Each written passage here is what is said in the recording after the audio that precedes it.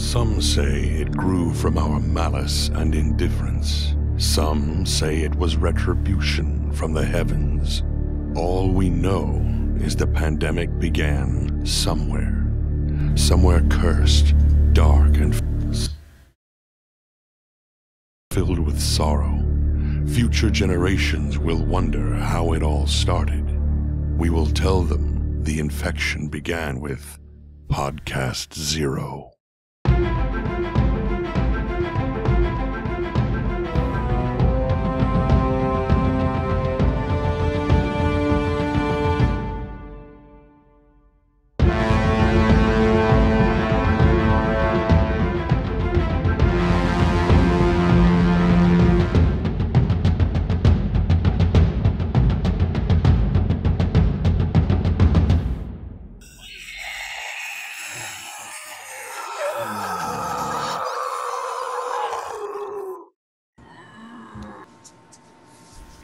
Hello, everybody. Hello. Hello. Hello. Hello. Welcome to Podcast Zero, every peoples. And welcome some new people here tonight. We have Mr. Bikeman. How's it going? Doing excellent, doing excellent. Fantastic. Fantastico. Mr. Agent North. What's going on, everybody? Not much.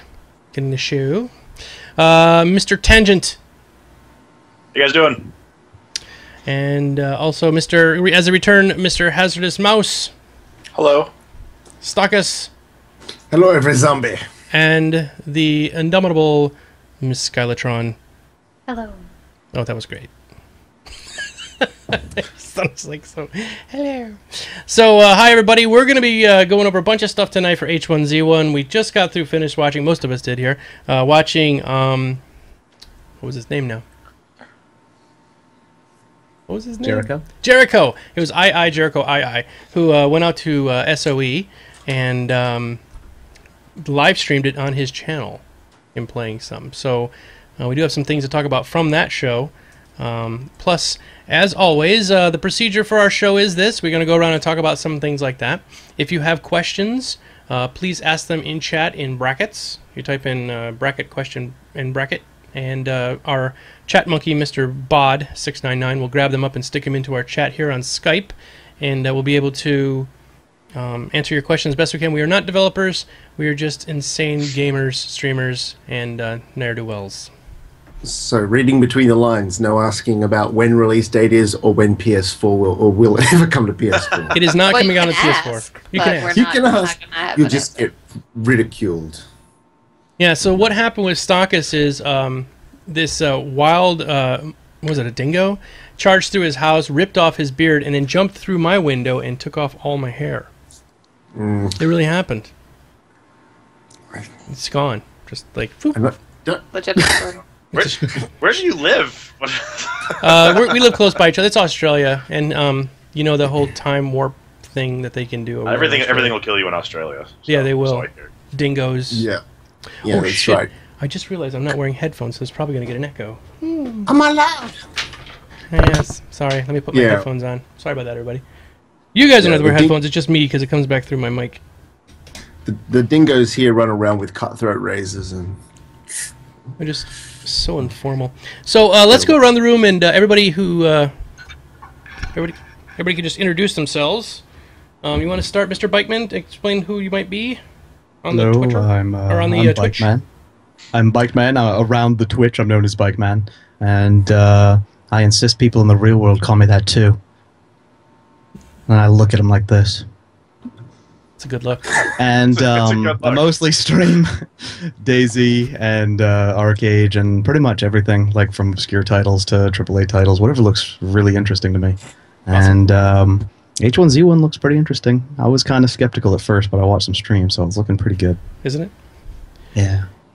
We'll beat your brain about Daisy when we get going here because I'm a big Daisy hater. So hopefully we can get through that together. Yeah, we're gonna We'll have words. No, maybe it'll like be good. opposing words, male maybe. rhinos. Yeah. All right, Agent North. Tell us a little bit about your channel and stuff. What you do. What's going on, everybody? I'm Agent North. I am a streamer. I'm a former supporter of the game War Z. I play and love a lot of open world survival games. You know, started with my old fandom of Resident Evil games back in the day. I guess that's about it for me. I mean, big activist of open world zombie games. Awesome, which is perfect. Fit right in. Mr. Tangent, you are a new person tonight. Hey guys, Tangent Gaming on Twitch. I am a streamer. I've been involved in survival horror since a very early age. Resident Evil is my favorite. Well, I'm not really happy with Capcom right now, but Resident Evil is where I got started. And I've always been a believer in the zombie sandbox games. I don't know if I'm probably going to be the only one here. My favorite one in recent memory was Nether, actually. Those not zombies, but Beasties. Yeah, Beasties. So on my stream, I tend to play games that are really hard, ones that I will struggle with, ones that will probably get a very angry reaction out of me. Eventually, that's kind of what I do. So Dark Souls, we're playing. People are trying to get me to play like I Want to Be the Boshi. We were doing Broforce earlier and stuff like that. So everything from indie titles to new stuff, basically. Yep. Mr. Hazardous Mouse. Yep, that's my name. Don't worry. I play a lot of open world survival sandbox type games, especially DayZ. Lately, a lot of DayZ Overclock, which is a lot of fun. It's a nice little break from standalone, which obviously we have some opinions on here. So that's what type of streamer I am. Like online games, I like open world survival sandboxes. Yep. Skyla, you are the chief executive of the world over at 10 Ton Hammer. So Likely. Yeah, that's what I'm working on. Yep, I am Skylatron on the Everywheres. I am the social media person at 10 Ton Hammer.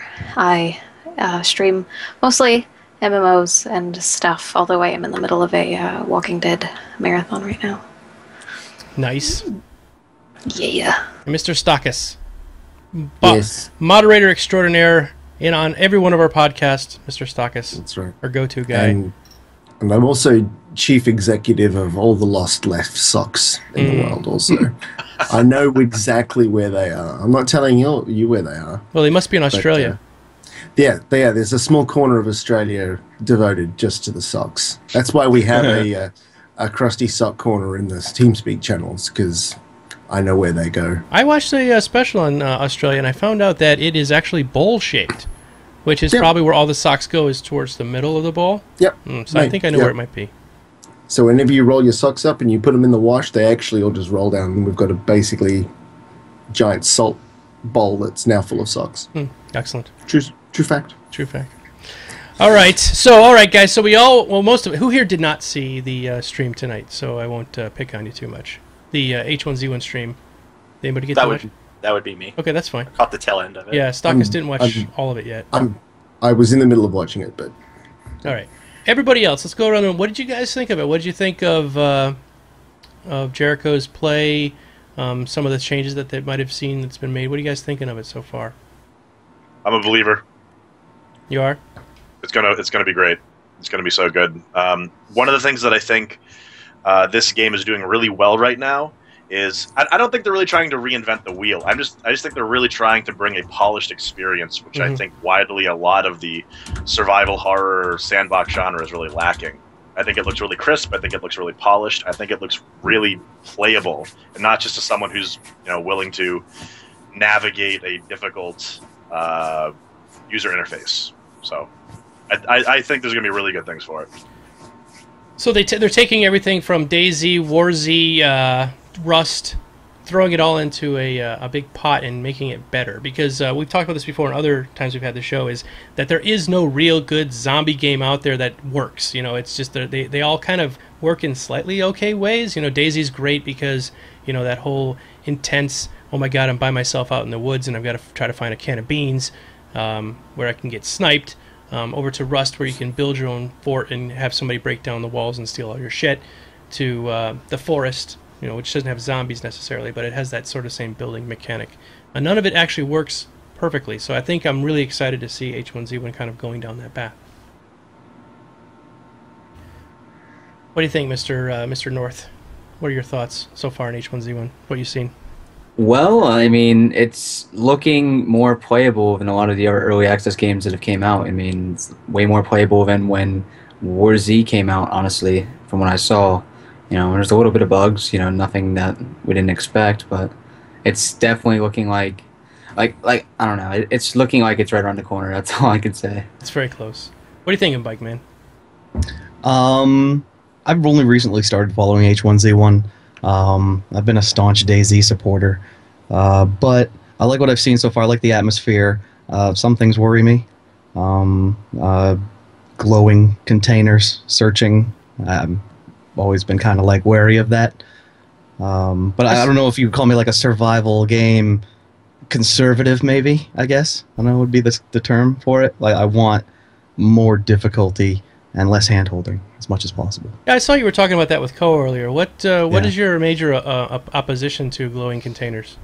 My major opposition is you lose something and when the container is delivered to you. That sense of discovery and achievement that you found something and someone else did not see that, or as opposed to going mechanically through a room to every glowing container and cycling the search button is not as thrilling as finding something organically. Do you think that it's too much hand-holding, maybe?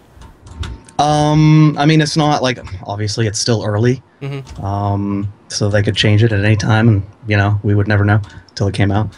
But right now, it's kind of a sticking point for me, as I've said. Yeah. I will say that I do think that the sheer number, and I do agree with you about like the glowing containers, but I do think that what's a nice change of pace is actually seeing a good number of the places where they went today in game had a lot of lootable surfaces and things to interact. Oh, that was awesome! Yeah.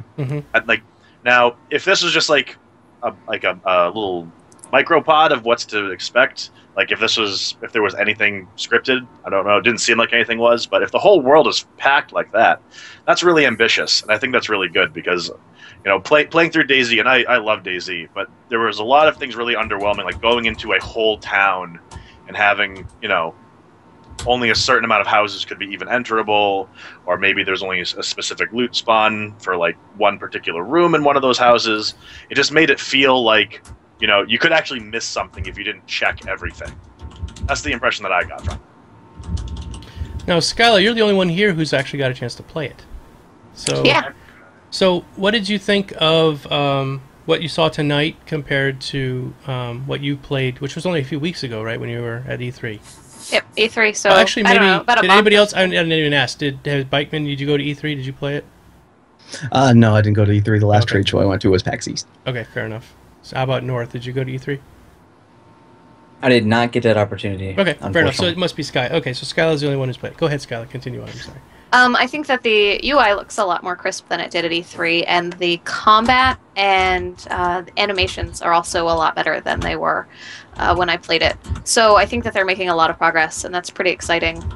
Clearly, they're waiting for a reason, and while it sucks, that they said a month or whatever it was that they said, and we've been waiting on every word, it's clearly being polished, and that's actually what I'm excited about, because as was mentioned, we've dealt with a lot of early access games that haven't really been playable, and I hope that they're going to buck that trend.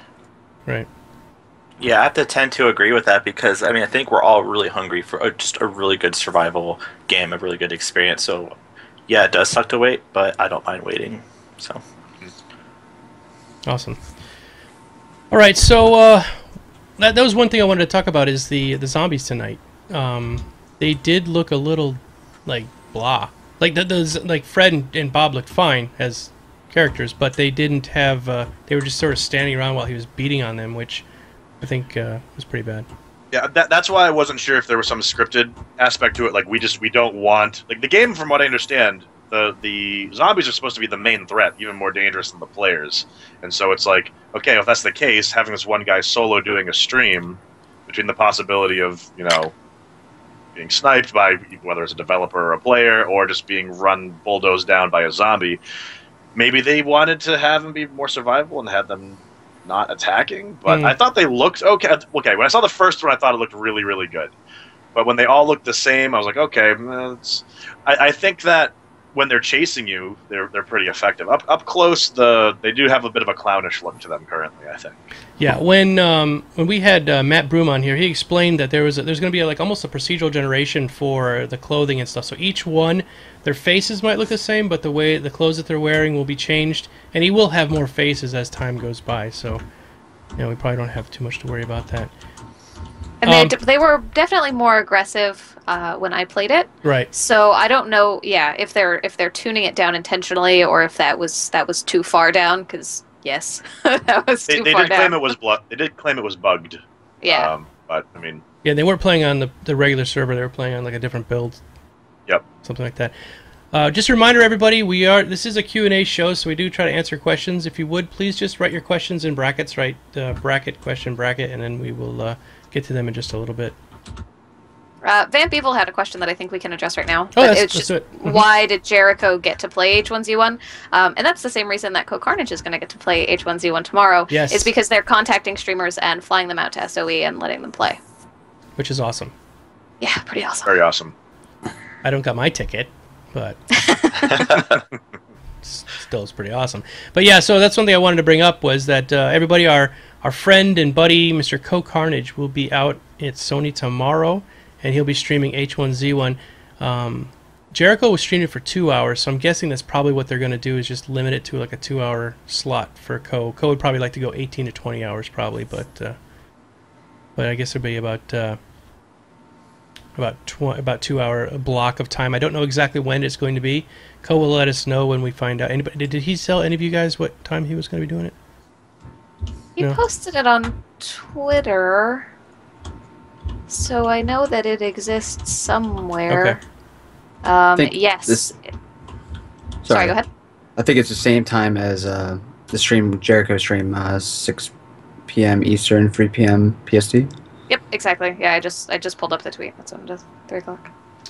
All right, so I want to address the big elephant in the room.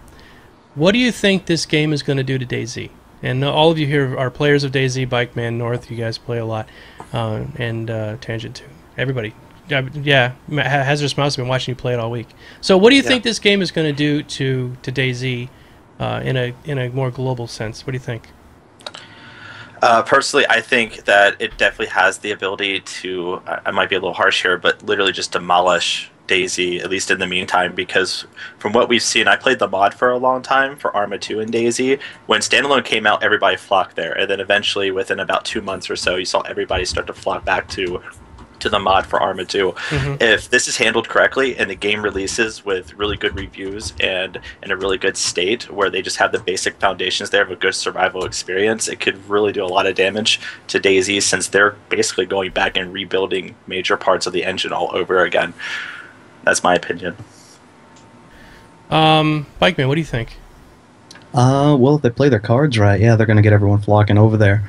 But at the same time, I think Rocket would be like, thank God. You think I think he'd be like, finally, go away, and then I'm going to do what I'm going to do, you know? Do you think he's leaving? Because his announcement to leave was just right after H1Z1 was announced, like pretty soon around that same time. He had been talking about leaving for like a long time before then. And, I mean, I filmed the DayZ devlog and traveled around to GDC and PAX with him.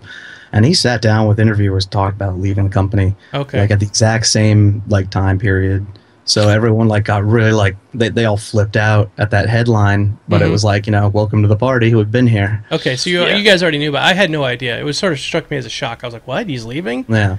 It was really bad timing because I think at that point they had like 1.5 million copies sold, so it was just really bad timing. But if you think about it, like he's not home. He misses being in his own country at home with his family, so I think that's a lot to do with it. So he's the only dev that I know of that wears his heart on his sleeve as much as he does. You know, he seems really invested in the game, of course. But when War Z was announced, didn't that's when he started talking about he became suicidal and he had to go join the army and he was like trying to clear his head and everything? Wasn't that about the same time War Z kind of showed up on the scene around that? Yeah.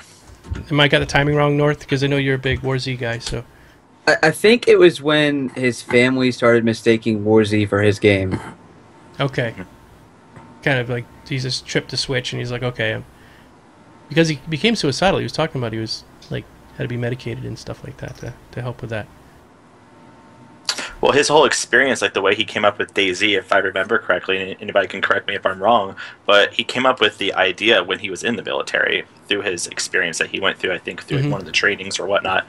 That's how he came up with the idea. So it's a really amazing story, and we could talk about what DayZ's done right, what DayZ's done wrong, but if you think about that guy, just in general, Dean Hall, and what he's done for just the genre of survival games, I think it's going to open up the box, like Pandora's box. So now we have H1Z1, yeah, we had War Z, we have DayZ. I think we're going to have some really cool games that are those that engulf that type of experience. The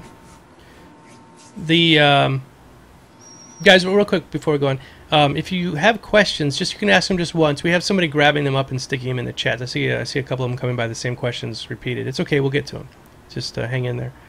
What do you think?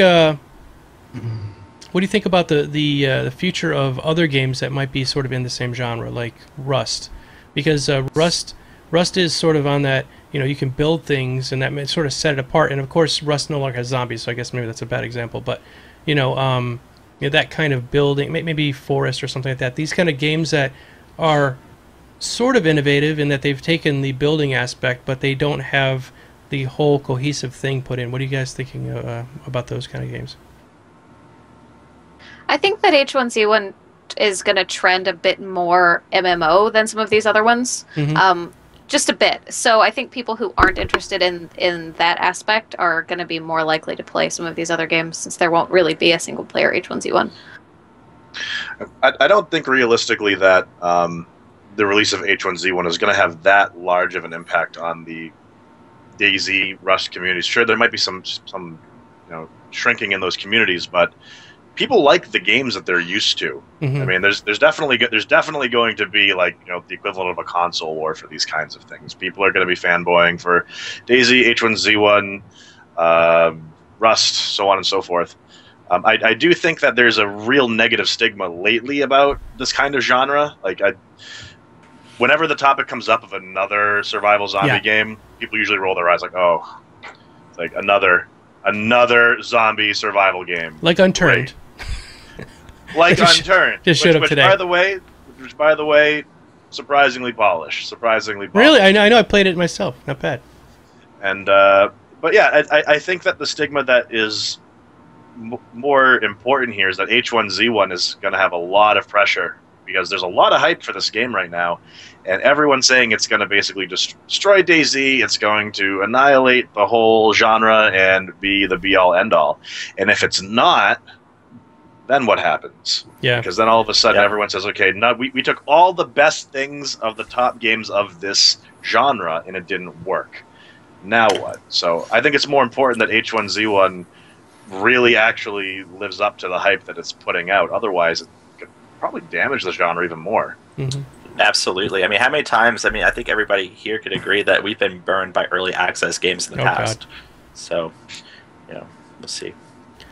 I call it the Phantom Menace syndrome, where you want something to be good so bad you're willing to overlook and blind yourself. That's so sad. It's true. You're absolutely right. I think I was blind to SWTOR for a while when it first came out. I was like, this game's great. And then the more I played it, I'm like, this is such a WoW killer. And then that didn't happen. Yeah, I think a lot of people did that with War Z when it first came out. Yeah, War Z as well. Well, War Z, I will have to say this. War Z, what it did do right was that it was a single game that you just started up. Okay, at the time you were having to use DayZ Commander and stuff to get into the mod. And then you could just start up the game, and it functioned fairly well. You could run around, you could fight zombies. They didn't run through walls. Things like that were just sort of like, things that weren't working that well in DayZ that they did seem to kind of pull out fairly well. What were you going to say, North? Looked like you want to say something. Well, in general, War Z was... I don't know. I felt like it was just like the other early access games as it was, really buggy actually on release. The zombies didn't even work on day one of the alpha. They didn't move. But, back in terms of the general topic, though, you talk about games that are waiting for H1Z1 that are probably going to die out. War Z is number one. It's only really being kept alive by its top streamers right now. And all of them have stated they're moving to H1Z1 on release. Nice. So, it's a lot of the survival MMOs genres right now. A lot of them are getting ready to hop off those games and move on to the next. So that brings to a good question. Is I think all of us here are going to probably play it when it first comes out, and then what? Do you think it has the staying power to be like something you can keep going back to time and time again in months to come? That's what I hope for. Yeah, I hope. Yeah, I'm thinking if a game as broken as DayZ can be, still retains so many players, something so functionally broken. My community has its own DayZ server, and despite all of the issues that I hear them constantly complaining about, they still play the thing because they're used to it.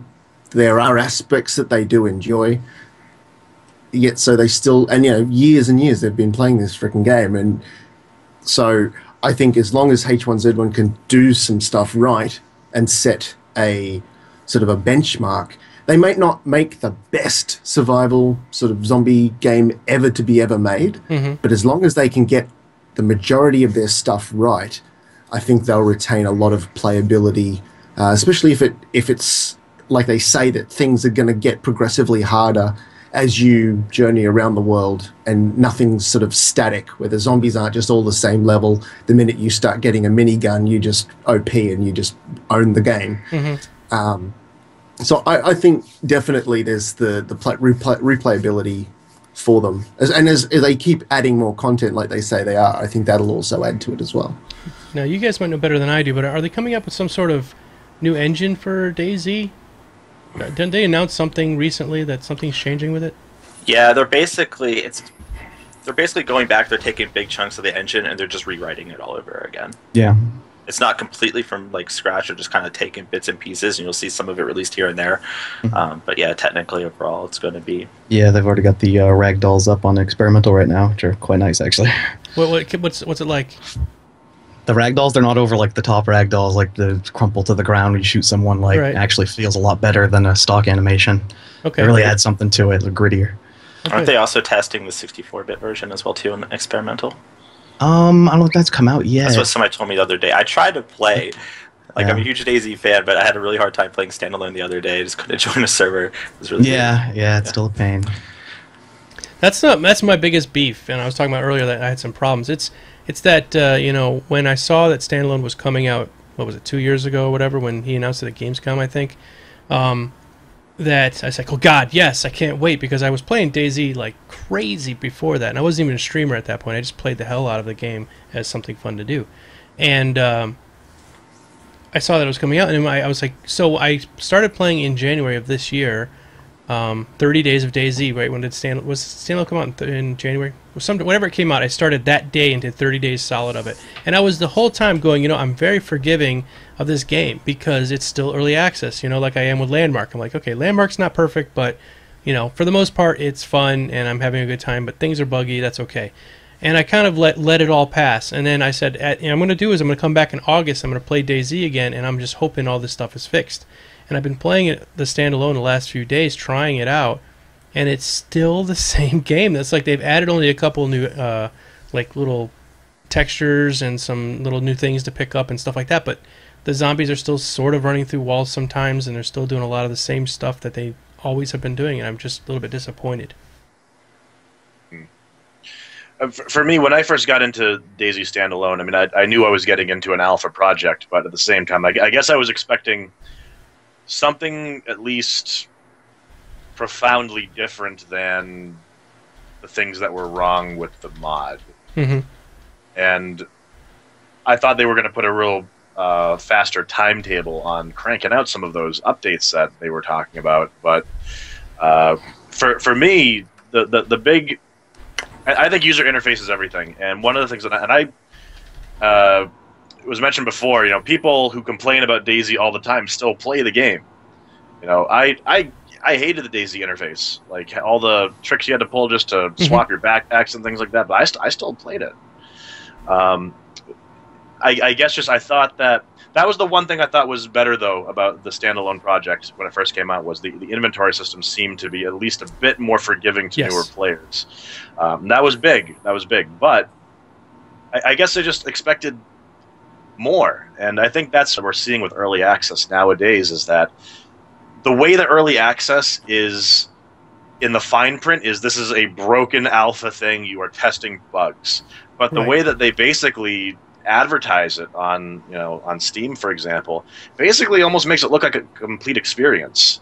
So it's Stomping like Lands or Stomping Grounds. Stomping Lands is a really good example, and it's just, I think that the average gamer is not going to really read between the lines and actually look into a game before they realize that, hey, this thing's actually pretty broken and needs to be tested. Mm-hmm.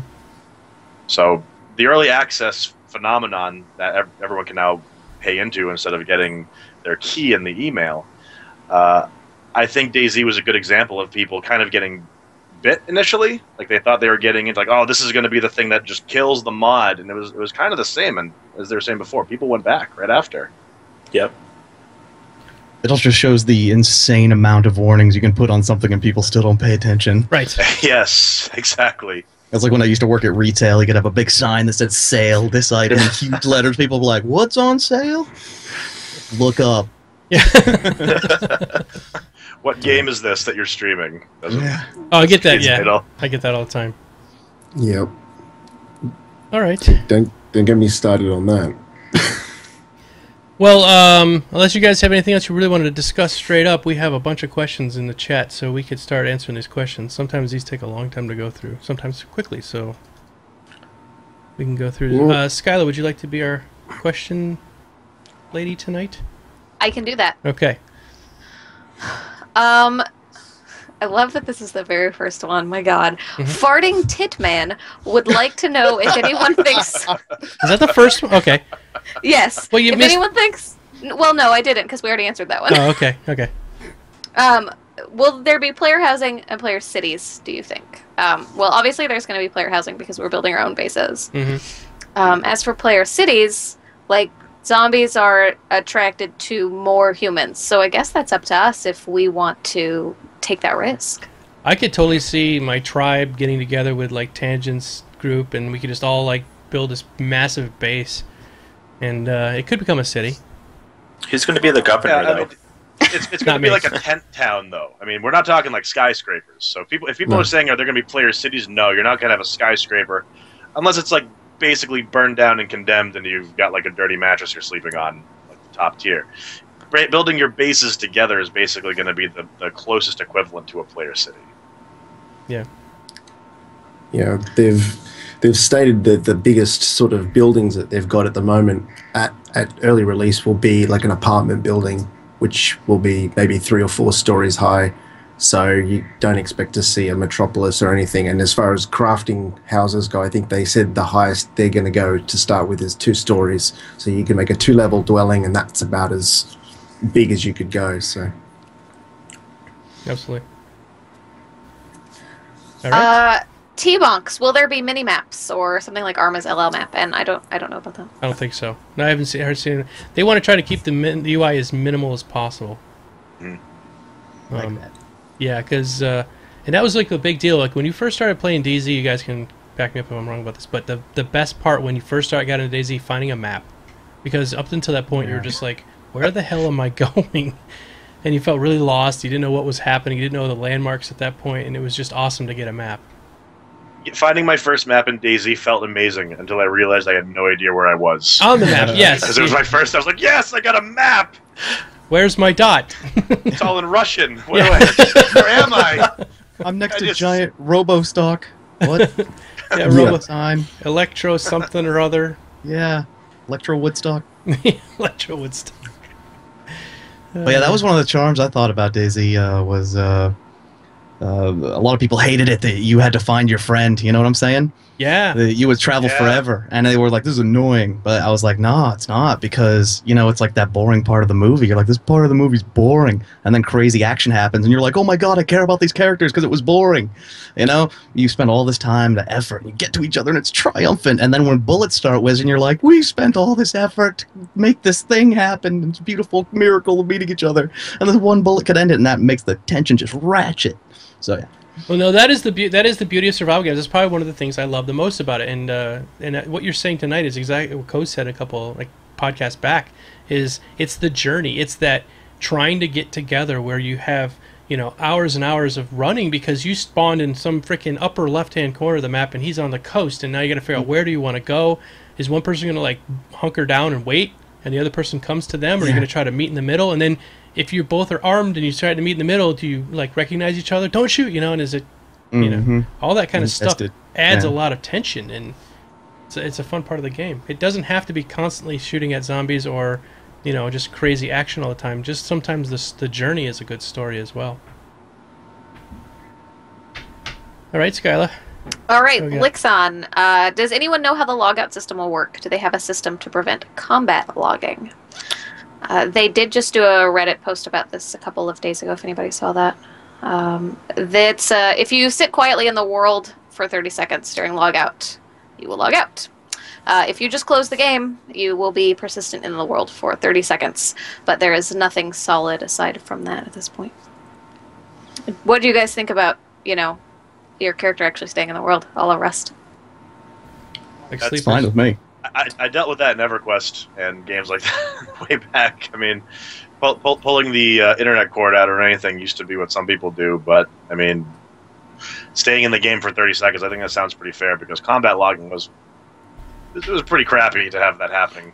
You know, having an intense fight where you're playing fair and then all of a sudden it's just poof. It's happened to me tons of times on DayZ, and I'm glad on standalone they started instituting the whole timer thing, because I think that was the only thing they could do. People were combat logging left and right. So somebody's just going to say something. Sorry, I interrupted. Well, they also have that on the DayZ mod as well too. Like, it will actually be announced to the entire server, somebody combat logs. Oh, really? See, I haven't name played. and shame. Yeah. Really? What's it say? It will say like so and so combat logged, literally like white text on your screen. Yep. Now, sometimes that wow. could happen to somebody who like legitimately like their game crashes. Yeah, but it can happen. Yeah. But maybe if you're actually like in combat and you're getting wounded and the game can sense that, then it sees you log, it's obvious that that's what you're doing. yeah. Yeah, well, the mechanic is that basically if there's gunfire going on within a certain radius of you, you are deemed in combat. And if any logout is done, whether it's not a DC or whether it's you physically, you know, Alt F4ing or whatever, it registers as a combat log. And then, depends on the iteration of DayZ you play, but sometimes you spawn back in with low health and you're encumbered for a period of time. Oh, really? That's yeah, fantastic. yeah. Some servers run a what's it called? It's been such a long time since I've played. It's not respect. It's something else. It's basically if you're good, you get good points. If you're bad, you get bad points. Karma thing or something? It's kind of like karma. I can't remember what it's. Someone will correct me in chat. But basically, you'll get if you were good, you'll get a massive reduction in that. Like it'll take a big chunk of your karma off, so you'll have trouble, you know, maybe dealing with NPCs or something. Or if you were like on borderline, it would take you down and it'd make you a bandit. So you'd have to, you know, kill bad guys to raise your karma up again. So there's definitely a penalty for doing that. And I hope H1Z1 has something similar to it, or at least just staying in the world for 30 seconds. If you were deemed in combat and then you log, then, you know, it's like, you're right there, sunshine. You're not going anywhere. So that's cool. Sleepers is one of those things that's it's an odd thing because you're not there, so you have no way to defend yourself, you know. So while I agree that your character should probably stay in the world just because it adds more immersion, you're not there to actually defend yourself. So people can come do all kinds of stuff to you, nasty, sticky things. So I don't know. What do you guys think about sleepers? Or should they keep you in, or what do you think, North? I mean, I'm not a huge fan of sleepers. Like if I log out for the night, you know, I sit for the log out time or whatever it is, you know, and I want to come back to my progress the next day just to find out, you know, someone that was on while I was asleep comes and kills me. That's not really fun in the gameplay aspect, in my opinion. But you know. The game world would potentially have to be super large to support an idea like that, I think. So, because that would really suck. You know, you go to sleep for 8 hours, you come back, and you've been murdered. Right, and all your stuff's gone. Which happened in Rust all the time. I mean, it was brutal. Yeah. I had Roving gangs of 12-year-olds, man. Yeah, Roving exactly. gangs. You don't know what I've seen. The very first time I played Rust, I built a little shack, and I was all happy with myself, and I had like this nice little shack. And this dude comes up to me with a gun. He's like, drop all your stuff. And I'm like, no. So I ran inside my house and closed the door. Well, he sat there hacking at my door with a rock for like 8 hours. I'm not joking. I left, and I didn't realize that I was on a sleeper server, and I come back, and he's still whacking at the door. This was like an hour later. I went to go get something to eat. I'm like, I'll come back, dude, to be gone. He's sitting there still, hitting the door. That persistence is, it was epic. So I came out of the house and like, okay, dude, just kill me. For fuck's sake. You know, you're wasting my time. It's not fun if you want me to. I'm out. Yeah, exactly. Yeah, exactly. Oh, my God. All right, Skyla, what we got next? All right, Cyphera, what is the biggest change you hope to take place in H1Z1, which other zombie survival games haven't lived up to? Yeah, let's go around the room and just go everybody. So, Bikeman, what do you think? What was it? Sorry? What do you think that H1Z1's going to do that other zombie games haven't lived up to? Like the streamer said when I was watching it is so much more responsive than DayZ, and it looks like let's face it, in atmosphere it looks like DayZ a lot, but more polished. Mm-hmm. Like it's got that whole overcast, sky, and the responsiveness of character action looked really good. Yeah, I really look forward to like the weather changing, like from maybe spring to fall to winter. I really like to be immersed in stuff like that. And then I guess the second thing would be like base building. I want somebody to nail that down. And I really want a good base building experience. Yeah, we can talk about that weather in a second because they did show snow. Agent North, what are you thinking? A zombie game where zombies work? Yeah. Is that your biggest thing? That's like... I mean, I'm sitting here playing these zombie games and, none of the zombies are really a threat or really work. Either they walk through walls or, they're really just a joke and it's made into a PvP game like the past few open world zombie games. So that's my biggest thing I want to work and want to change. Their zombies look creepy, and like I can extrapolate like that's early now, but it looks like when they're going to work, it's going to be scary. Yeah, absolutely. They're especially if they mob mentality. Oh. Yeah, and for those in the audience might not know what we're talking about, there's a feature of it where it's called heat or heat map, right, or something like that, right? Where they can, when like you're walking through a forest, if one of them starts attacking you, jumps out of a bush and starts attacking you, that commotion that's going on generates heat, and all the other zombies that are within the area go, oh, look at that, and then they start walking over and trying to help out. So you start off with, okay, I got one, I got this guy, it's no problem, I got an axe, I'm going to take this guy out, and before you know it, you got 15 more on you, and it's this whole mob thing that's just, it's very intimidating. Alright, so let's see, Tangent, what are you thinking? What do I want? Yeah, this what would game you want to deliver that other zombie games have not? A finished game.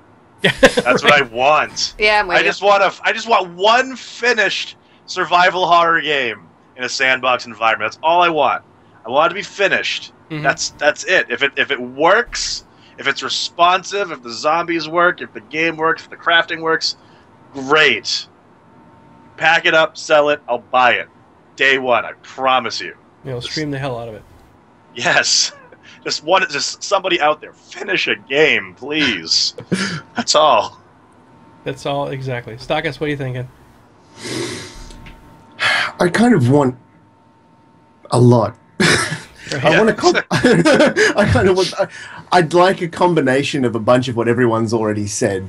I mean, I guess I want zombies that work. I want the interaction and the UI to feel clean but responsive. I think out of everything though, I want when I'm in the game and I've got my lights off and I'm sitting there and it's dark, I want to feel like I'm in danger. I want that experience that if I'm not careful with what I do, I'm dead and I'm in trouble and I've just spent an hour trying to collect stuff. Not in the dead, like you run through an open field in DayZ and someone just sits there on top of, the Cherno apartment buildings, yes. Taking you out, or sitting on Sniper Hill or something, just waiting for you to go into the fire station or something. Yeah. Whatever, I don't want that. I want basically there just to be this real feel of terror every time I go into a building looking for some water or a can of beets or something. So I'm looking for that because I'm still haven't got that out of any of the games yet. So on that topic, not to interrupt, but I think that this game is going to be really effective with that, because there's one thing that this game has done really well so far. Their music is phenomenal. It's so immersive. It's so atmospheric. It plays. It's just stressing me out watching the guy play today. It's just. I really think that they're doing the right things to make that immersive experience of being, while you're looking for a can of beans or beets, just having that right music in the background is going to be absolutely key. Mm-hmm. And whatever you think about, how it looks on stream and how it looks when other people are playing it, it is definitely one of those games that when you get your hands on it, it is that much better. I bet, because it's not pixelated. And it's pretty amazing. Yeah, exactly. All right, so last one, Skyla, what do you think? What do you think would make the game for you? I am excited to have a game that's gonna be hopefully more strategic, hopefully not just an all-out PvP war all the time, and something that has a little bit more depth to it. I had that a little bit with 7 Days to Die, but that game was kind of busted. Yeah. So having a game that's done and finished, and with the backing of Sony, who will actually do that for us, I'm pretty excited about. Yeah, Sony has a good chance to finish it, but remember, when this game comes out, right, in a couple of weeks or whatever, the early access starts, I think we're all going to be so excited to play it that it's still going to be buggy. It's still going to have those bugs, and so I hope that people just don't give up on it right away after they watch us play it and be like, oh my god, I fell through the earth, or this zombie just killed me from a mile away with one shot. If people still play DayZ... Oh, yeah, it's true. That's very true, Bikeman. There's definitely a thirst. Yeah. Oh, that's it. I mean, we were watching the stream today, and I understand that Jericho is a fairly large streamer. He's got 150,000, followers and everything like that. But it jumped up to 7,000 or 8,000 in seconds from him starting. That's just showing that there's just that much interest in a game that'll work. It's gonna be epic. And that's why I hope that Sony plays their cards, because they have all this money and power and business behind this game, and I hope they make it right, because they could do whatever. Mm-hmm. Like, if we have zombies turn into helicopters and be transformers, sure, well, we could do that. Let me just tap these keys because we're fucking got mega rigs everywhere. Yeah, exactly. Render it in 30 Sorry, seconds. I swore, I didn't mean to. Yeah, it's okay. We love the Sony around here. All right, Skyla, let's go to the next one. From Gaming Sean TV, do you think big groups or clans are going to be dominating servers? Yeah, potentially. Yeah. I mean, anytime you have a big group of survivors, whether they're heroes or bandits rolling around, the other person is at a disadvantage of some sort. But that's kind of exciting. It's like the whole survival experience. How do you adapt to that situation? I don't know if there's going to be formalized guilds or things like that. I know that they're using the PlanetSide 2 engine, correct, for all this? 1,000 peoples. Yep. Yeah, so I mean, they have an outfit system, which is basically a guild system in there. So I mean, they could pull anything from that. But it's absolutely, yeah. If there's going to be guilds in the game or people working together, they are going to have a distinct advantage over the Coalition and the Vikings working together. You might as well just switch to a different server.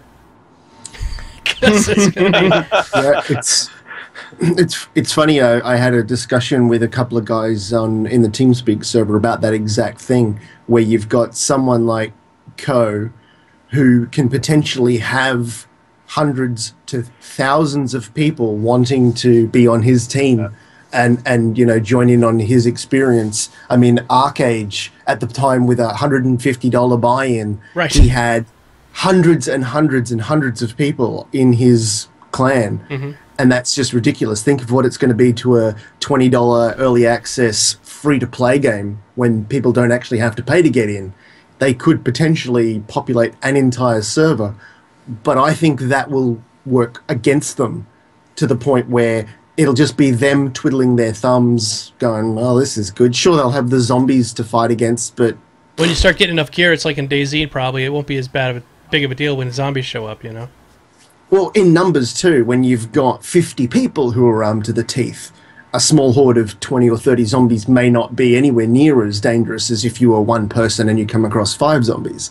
But yeah, I think, sure, they might, take over a server and completely populate it, but they're going to end up fighting between themselves. It's not going to be the experience that we might be as a group of 20 or 30 people trying to, work together as a couple of different groups, trying to survive in a potential population of, a couple of hundred people that are on the server. So, yeah, it's most definitely going to happen, but, I don't think it's actually going to benefit them in the end. I mean, to start off with, it may be fun, 100 people all ganging up on the odd group of 3 guys that come in as a group of friends, but in the end they're going to get sick of it, I think. Yeah, I think that's going to be one of the biggest challenges of this game too. Is they've said time and time again they want to put an emphasis on cooperation. They want the zombies to be the main show-stopping enemies, but they want you to be wary of the players, but want to work together. Games like these always turn into PvP. It always turns into PvP deathmatch. It should. I mean, that's kind of if in a real world situation. Yeah. If you're out there and I'm out there and we've only got one can of soup between us, it's battle to the death for that can of soup. Absolutely, and I agree with that. But from a marketing standpoint, it's usually only like the real hardcore players that are going to be coming back over and over and over again. The ones that aren't going to be discouraged and say, "Hey, yeah, this is the state of this game." For early on, I think that if there's too many large factions kind of dominating each server, it might push some people away. Yeah. That's potentially that could happen, but how exciting would it be if it's just like us 3 trying to take out that group, though? I think that'd be a lot of fun as well. Well, see, I'm the type of person who would say that's amazing. Like, yeah. I'll do that. The adrenaline rush alone would just be absolutely amazing. It'd be a lot of fun. It's like Rick and his group trying to take out the governor in their area. Yeah, exactly. I'm hoping that they offer some other avenues besides just killing other players, like just so you can meet some bizarre individuals, like acoustic guitars, banjos, stuff like that. So you could meet like the traveling musician, or like in the Stalker, they had the guy around the fireplace with the acoustic guitar playing, set that atmosphere. And you could have the players who don't want to shoot anyone but go around and do something else, and then there's just a variety of cool stuff. It's a good idea. All right, Skyla. All right, Cyphera. Is hype a dangerous thing in game development, or would you consider it as more of a modern marketing tool? And both. Yeah, it's kind of both, right? We got hyped because we were told it would be, 4 to 6 weeks for release, and then that's been 3 months. It's a marketing tool. I mean, look at Watch Dogs. I mean, look at that. Like, the game's a new IP. Look how many copies it sold for a game being a new IP. I think it broke a record, so I definitely think it's marketing. I think that in our community too, as like streamers on Twitch, it's a bit different. So somebody who's not a streamer, someone who doesn't watch Twitch, they might get an email on game FAQs or something like that. For us, we actually get to see, like, today 7,000 people showed up within the first 5 minutes of the stream starting. You get to see how many people in this community want to play this game. Yep. So I think that the nature of the Twitch machine is that people in our community are going to feed into, overextend, and read into the hype a lot more than people who are non-Twitch viewers. So I think the whole phenomenon of the hype doesn't really exist outside of like the YouTube and the Twitch and the social media world, because we're the people that's here watching it become a big thing because so many people are watching it live and in person. I think that's like what in the gives eye of the storm. Exactly.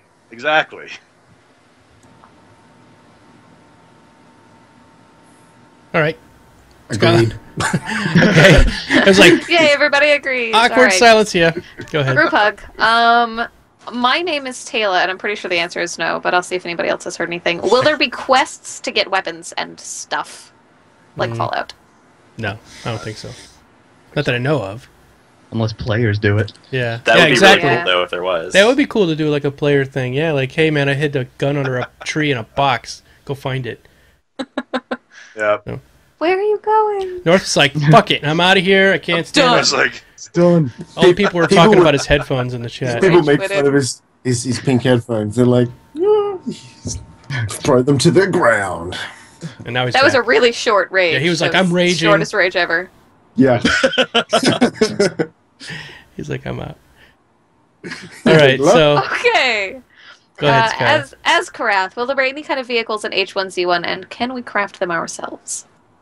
There will be vehicles, yes. Crafting, I don't know. There's going to be a lot of vehicles. A dev did say in the stream before the last one that the plan is to make every single vehicle repairable. That's the plan. That's what they want to do. In a perfect world, that's what will happen. If there's a vehicle, what they want is you'll be able to repair it and make it functional for some period of time. So get prepared, because Mechanic Simulator's on Steam right now. I think it's on sale. Yes. Might be a little different than in the game, yeah. Yeah, that was Greg and Clegg, wasn't it? That they were doing their build stream, and Clegg said, yeah, the idea is to have every single one. But then again, finding the stuff to repair them, though, is not going to be as easy as walk over to a trash can. Oh, all the parts I need to fix this car. Woo. So don't expect there to be like, Destruction Derby H1Z1 the minute you get into the game and everyone's just running around in not like DayZ in some of the mods where like every single vehicle is almost drivable, and so you just got 20 people driving around in SUVs crashing into each other. Expect to carry that engine block in your pocket for probably a few days before it actually starts turning on. I'd love to get a group of people together and board up a garage and become mechanics. That'd be awesome. That would be I love that stuff. Yes. That's great. Yeah, it's that would be awesome. Cool goals. And then, like, people could bring cars to you for a price. You like trade them soups and chicken and shit like that. Or one of the aforementioned guilds will come by and just be like, "Give me all your mechanics shit." And then you put sugar in his gas tank and tell him to fuck off. That's what you do. So yeah. All right, next. Alrighty. We have still a Toxic ton of questions Green- coming in. We do. Yeah. We're going. Toxic Green Gecko. Will you be able to craft traps? I would say yes. I think they talked about that. There'll be ways for you to build regular traps, deadfall traps like trees falling and stuff. So yeah. Okay, Morwin. If you plan on running a guild of survivors, this is fun, will you be cutthroat or benevolent towards unknown players you run across in-game? I'm always nice at first, and I always regret that decision every time. I kill everyone on sight. My motto is trust no one. Yeah, I have to say, though, a lot of the people that I play DayZ with now, I found them because I was friendly. And we built that relationship, and now they play with me almost on a regular basis. So it can work both ways. Sometimes you get screwed over in the end. Sometimes you might make a new friend. So. Oops. I like to play Insanity, so I'm just as likely to spontaneously execute a lieutenant just to show a new member how easy murder is. That's the kind of fun stuff that goes on in my game. That's awesome. Just totally random. Like, I don't know what Bikeman is if he's in a mood today. Oh God, he's killed 3 of our members. He was the oldest member and he just killed him. 2 days from retirement. That's awesome.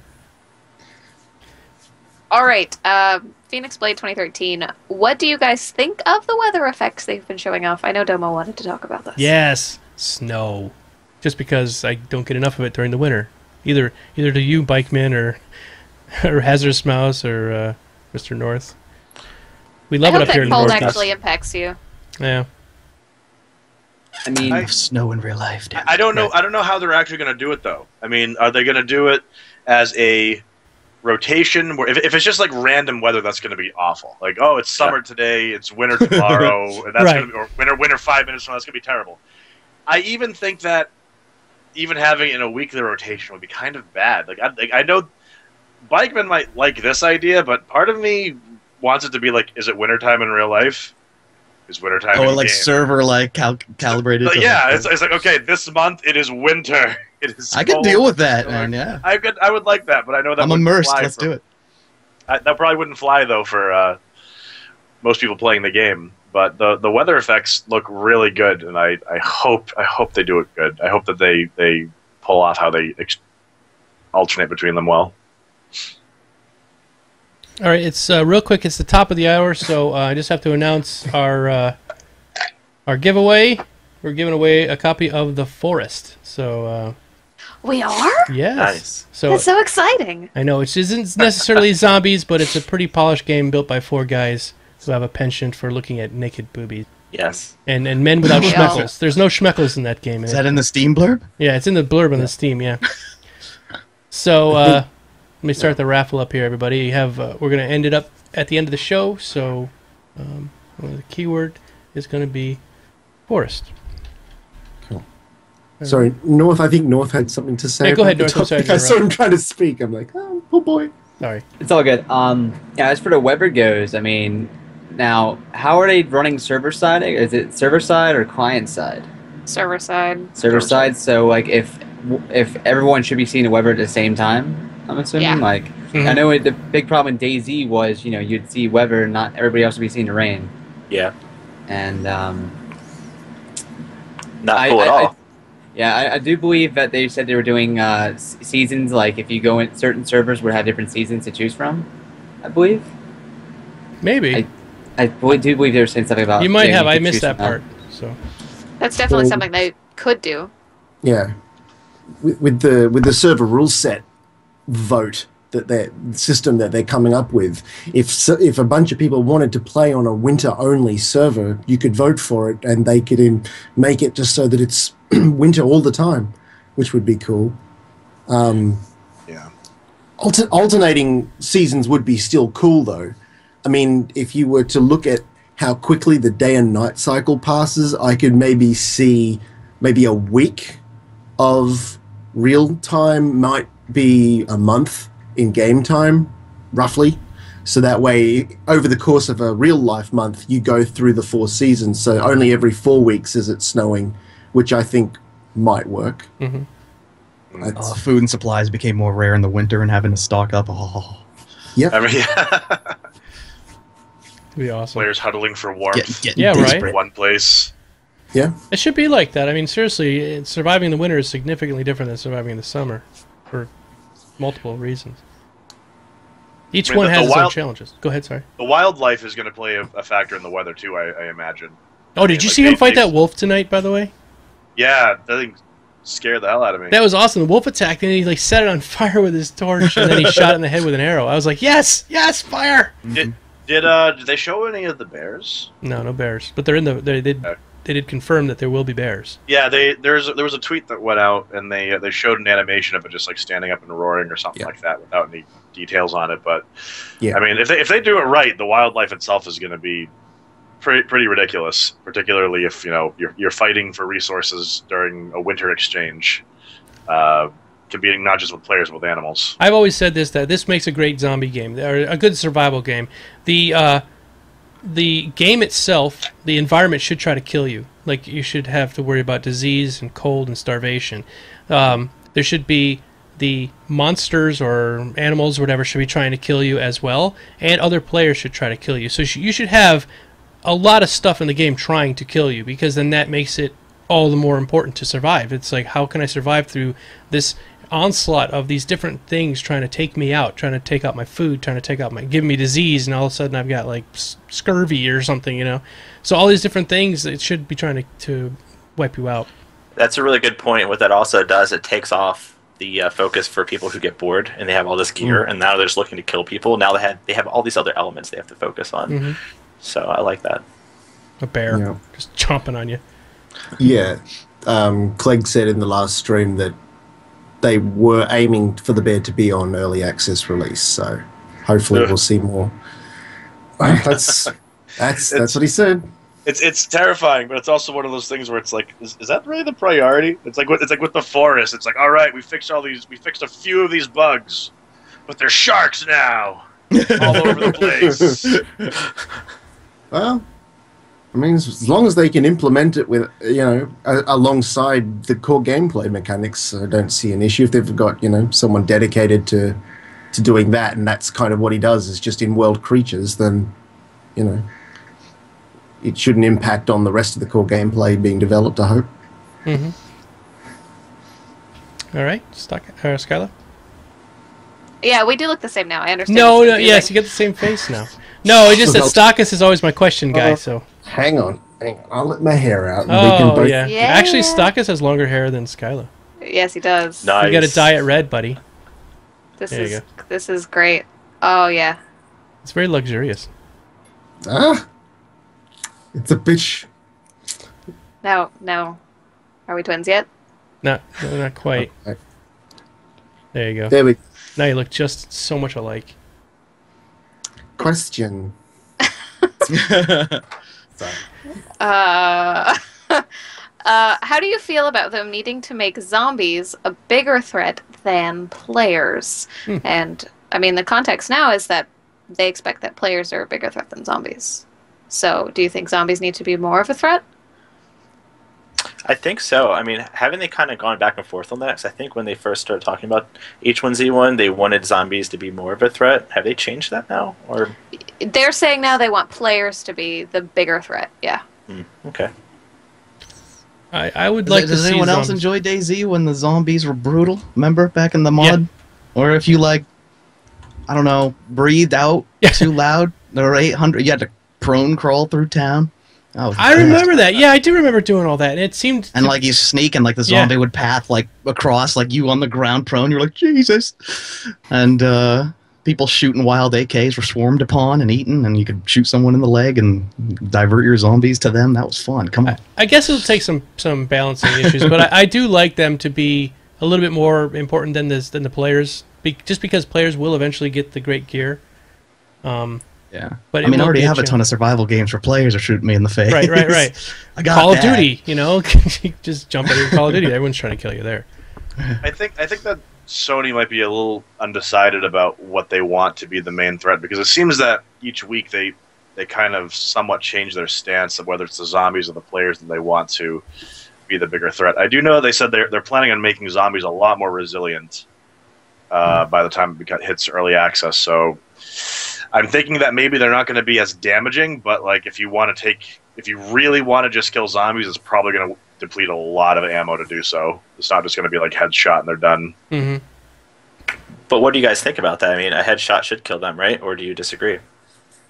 Well, I think a headshot should kill them. yeah. Yeah, absolutely. A headshot, though, but like 5 gunshots. Basically, I think what's probably going to happen is like 1 or 2 shots to the head will kill, but probably 8+ to the chest to do that. I think I'm more of a fan of just many zombies, and if you hit them in the head, they go down. I think that'd be a lot of fun. Okay. Okay, do we know if there will be any special zombies, such as the ones in Left 4 Dead or Dead Island? And I don't know if I they've think fully not. said that there will be. No, I'm pretty sure No. that we talked. I think we had Clegman on one night, and we asked him that as a question directly, and he said no, they weren't planning on any kind of like a vapor or screamers or any of that kind of stuff. Just different jockeys. different types of zombies, but not like more powerful zombies. Like crawlers and stuff they'll have, Different and ones that outfits. grapple onto Iron you. zombies. And outfits! I'd like to see like Dead Island style enemies. Like you'll have the normal ones, you'll have like the brutish ones, you'll have ones that look like firemen, things like that. I don't know. I think that having that kind of diversity would be pretty good. I don't want screamers though, like another. No. I do believe they said the whole system with the zombies is that they're going to be like evolving over time.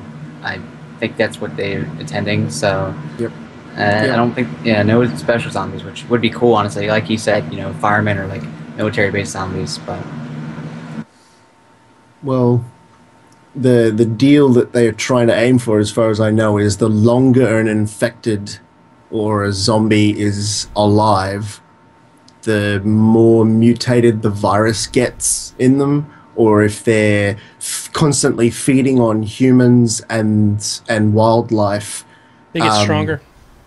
Kind of, stronger. Well, it's not so much that they lift and they beef up or anything, but they're. Do you even eat, bro? Yeah. Do you even maul my face, bro? No. It's more to do with the virus itself, whereas they're constantly feeding on different animals. The virus is mutating, which makes it just harder for us to kill. But, they didn't say they didn't say specific special infected, no boomers, no Jockeys. smokers, jockeys, none of that sort of gear. But you would definitely come across, if you're going into a small part of the world that hasn't been populated by a lot of people that are just culling the zombies as soon as they see them.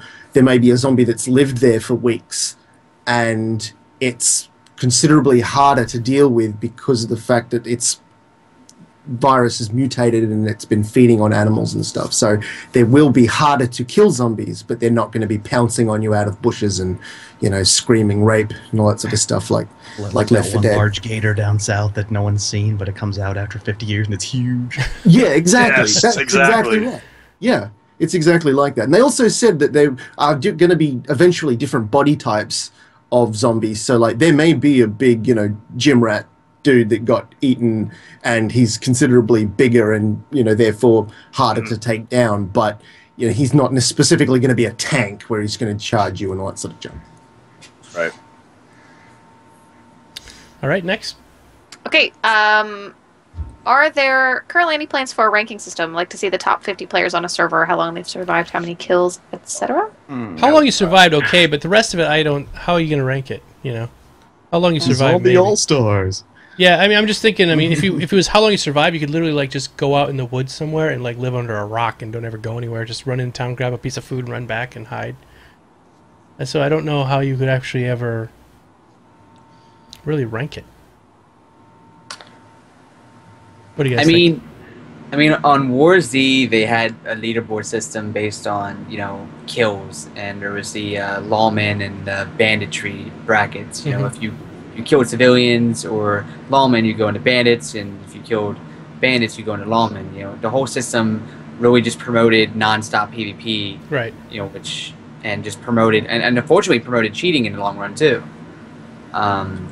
It's generally, I'm against the idea, but if you could have a system of survival, like days survived, like I said, it's a good point, North. Kind of cool. Yeah. I don't know. I think you're totally right. If it's going to be that kind of thing where it's an EP and stroking deal, then it's more of a problem than it's good. And that's exactly what it turns into. Think about Battlefield 2 back in the day when they tracked stats at that point. It's what it turned into. Who has the highest kill death ratio? Well, that doesn't really mean anything. You're not really a team player just because you have the highest kill death ratio, stuff like that. Mm-hmm. And who's to say that the guy back at the base cooking lunch for everybody every day or making biodiesel for your cars is not as important as the guy out shooting? He's the top chef. So. Right, he's top chef. He makes biodiesel and he also cooks up a mean gumbo. I'm not too worried about that with this game, though, because they kind of dealt with that in PlanetSide with the kill-death ratio, and they had a huge uproar about it. I think they're probably going to learn a lot from games like PlanetSide that they developed. I think they're going to definitely learn from that. Yeah. All right, Skylar? Will there be makeshift weapons in the game, and what is your opinion on this? Also, what would be your makeshift weapon of choice? Yes. Rabbit heads on sticks. Rabbit heads on sticks. That's the weapon of the Domo tribe. Yeah. I don't know. What would you guys like to see? Because there will be makeshift weapons. They've already said you can put all kinds of shit together and just make it go. Sort of like what's that game for Xbox or PS4 just came out? I would like to be able to... Dead Rising. Yeah. I would like radios. I'd really like radios that would maybe actually let's do this. A juice box you could make into a bomb. All right, juice box bomb. All right. Yeah, so when they go to open to drink it, boom, they're dead. Yep. Nice. Great. Don't pierce the back with the straw. Or like the Capri Sun bags, when you put the straw all the way through, and you're like, damn it, why? It's like cutting the red wire. How about you, I would North? like to... Oh, sorry, go ahead. Go, Bike. I would like to delimb a zombie and make a backpack out of it so no one can sneak up on you and melee you because it's got gnashing teeth. Oh, a little like Michonne action. Yeah, but wearable. Very, yes. Dripping goo. Constantly. I know Stalkus loves this idea. Thank you. Just the possibilities in my mind are just like, first of all, when you said turn a zombie into a backpack, I'm thinking of those Yoda and those Wookiee backpacks, how it looks like you're piggybacking them, and I'm like a zombie, you're piggybacking a zombie or something. Then you're talking just about like aggressive. It's like nasty. Its legs and arms are broken. Like, don't mind him, but don't even try to like sneak up on me. I love it. That's great. Call them nipples. All right, Tangent, what do you think? Yeah. I'd like being able to, I guess, manipulate the virus in a way. Like maybe not in like an elaborate way, like a crude way. Like, I don't know, coat a weapon with blood and be able to transfer the virus or do something like that. They did say that... Or research a cure. At some point, there was supposed to be, if you died, you could come back as a zombie, or your character would come back as a zombie. Yeah, that's still in the plan. That's still in the plan, so... Do you control it, though? Or? No. No. You can kill it and get all your stuff back, though. Right. So it looks just like you. Your dude, but zombified, walking around with all your stuff still on it, so you have to go back and kill the zombie to get your shit back. Yeah. My weapons are real simple ones. They've already made one. I suggested it to Jimmy when the very first time we had him on the show, which was being able to light arrows on fire. Right. And I saw them tweet a very short GIF of basically someone. It wasn't on fire, but when they shot the arrow, the deer burst in flames. Nice. So that was already one of my dream weapons, was just flaming arrows. The other one that they haven't really talked about, or I haven't seen them confirm or deny, is just something simple like Molotov cocktails. That'd be good. I don't want anything super elaborate, like a rabbit head on a stick infected with this virus and you've got to go around infecting people, but Molotovs work for me. Hold on, we just can't ignore the fact there was a shaved cat on screen. No, we cannot. And I had to like bite my tongue to not say something about... She's really excited right now, so she probably won't let me like wrangle her. But this is okay. Momo. And she's a long-haired Persian, and not anymore. because it's so hot over here, we had to actually like shave her for her summer coat. But yes, she's kind of like a peach cow. Should have done it like a lion. made her like a lion. What kind of is? It's good. she's a good girl though. She's a good girl. Sorry that the broadcast was interrupted by cats. No, that's fine. No, I think chat loves cats. Yes, look at all the cats. Look at all the Momo going by. Cats do love cats. Yeah. All right, so... Being a mouse and all, though, I don't know. Yeah, really, you got to watch kidding, out there, hazardous mouse. You are a hazardous mouse, so it might be bad for Momo to attack you. Maybe. All right. To be seen. What about you, North? What weapon would you make if you could make one? I mean, I don't know. I'm really simple when it comes to like, if I could just see a longer range melee weapon like a spear and have it be, working for a distance of longer distance melee. It'd be pretty cool. I mean, I've seen crafting with the melee weapons in some other games, and all of them have generally the same range. So, if I could make a spear, just fight them off at longer distance, that'd be nice. Well, I for the life of me can't remember the name of the last guy. Do you know Domo? I shamefully forgot his name. Oh, Greg Spence. Greg, that's right. We had him on, and I did ask him about melee combat because he was predominantly in charge of the programming for melee combat, and he did confirm that the length of your melee weapon does make a difference. Oh, yeah. So length does matters, I'm afraid. But yeah, so if you have, say, a short kitchen knife, you have to get that much closer to physically strike them with it, as opposed to if you had like a long broom handle or something, you've got that length advantage. So there is that dynamic, but definitely a throwable version of if you could maybe, get some broken glass and duct tape it to the end of a broom handle or something cool like that. That I'd be for that too. Yeah. All right. Next. This is the last one. Is it though? Yeah. It can't be. Oh my We just God. got one from Vamp Evil. What? So, next to last one. Well, I don't have one posted in here. No, I think Bod took off and. God damn it, Bod. Are you sure? I'm going down. I see a bunch more. Oh, okay. No, you're right. We're at the end. Yeah, I know. Okay. Well, it's eating his sausages. What do you think the devs of H1Z1 can do to ensure that their game doesn't suffer from the same pitfalls that has made other games of this genre fail? Finish it.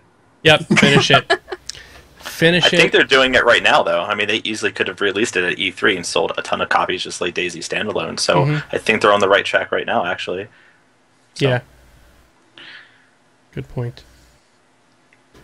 I think I just don't want to see it be like with the whole early access thing, having that be the excuse to have it be like, okay, this alpha is going to be far longer than it actually could be because we're basically going to treat it like a finished game and not actually roll out the updates as quickly as we would. So, timeline for finishing the game. That would set it apart from everyone else. Okay. I really think it's three main things. The one big one being the anti-cheat. I can't stress like the biggest killing thing of these online MMO games is the cheaters. You know, no one wants to lose like hours of work just to have someone fly by, kill them, and fly off. I mean, if in DayZ now, one of the big things for streamers is the cheaters just stream snipe on the servers. That was something I thought hard. that question came up and I didn't hear it answered. So maybe it got missed. Somebody was asking what we thought of stream sniping. Because we all are going to deal with it here. Oh yeah, I didn't see that. Yeah. It'll happen. I mean, what Bike's the best one for this one. I mean, But you like them, don't you, Bike? Yo, I like them. I left Arcade because the stream snipers drove me out. So, You love it. what do you guys think? I mean, there's not much. For them to build something into the game that protects us as streamers is kind of limited because most people won't be streaming it. I mean, like the one thing that gives it away for one, I mean, it's really hard. I mean, there's a limited number of servers. You know, it doesn't take much for people to learn to recognize the map and stuff. I mean, honestly, I think at a party where stream sniping isn't going to be on a high one. I mean, unfortunately, streamers are the minority in the general major player base of people. So, yeah. I mean, to start off, I mean, DayZ is easy to stream snipe in the fact that it's been out for so long, the map's been memorized by a lot of the people. They can see where you are and know almost instantly, oh, you're over near Starry, or you're in the Blotter airfield. I know where you are. I know where a good vantage point for that thing is. So eventually I can see H1Z1 having the same issue. To start off with, though, the maps are going to be so... You know, they're going to be relatively big, I think starting 64 square Ks, which is still pretty big. And a lot of that terrain is going to be unknown. So I think it's going to be just pure luck if someone comes across you and you happen to be streaming and they happen to be watching you stream to start with. Because people aren't going to know off the back of their hand, oh, I know that rock, that's over near something, or oh, I've seen that bit of water before, I know where that is. I mean, eventually it's going to happen. I don't know that there's much they can do to prevent it, though.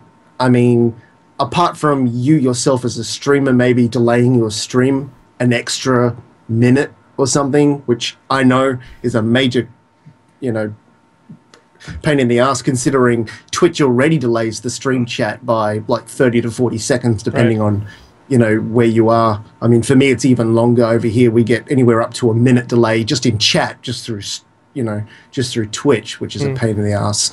Yeah. So, I mean, yeah. Well, here's the thing. If you're going to stream snipe, make it fun. Take me back to your torture chamber or something. All right. Yeah, exactly. Now we have a show. This is great. Right. But if you just come up shoot us in the head, come on. Yeah, I know, don't really, just like seriously, I'm just snipe me asking for a and little then stare into creativity. the camera. I lost my armored SUV the other day to some guy who kamikaze Namazi into us. It's like, I could have been so much more fun. Right. Yeah. Yeah. Well, I you mean, know, Days... Sorry, you go back. Sorry, I've dealt with stream sniping in like every game. It's just Arcade was a special case because it was particularly nasty. So yeah. I mean, stream sniping's fine, but when it becomes like I could take someone to court for what they're doing, like bad, that's what it was in Arcade. So I don't see that happening in H1Z1. But you were underwater most of the time I watched you in Well, Arcade. after, yeah, once I had my submarine, I was like, I can stream again. Who's gonna get me? Right.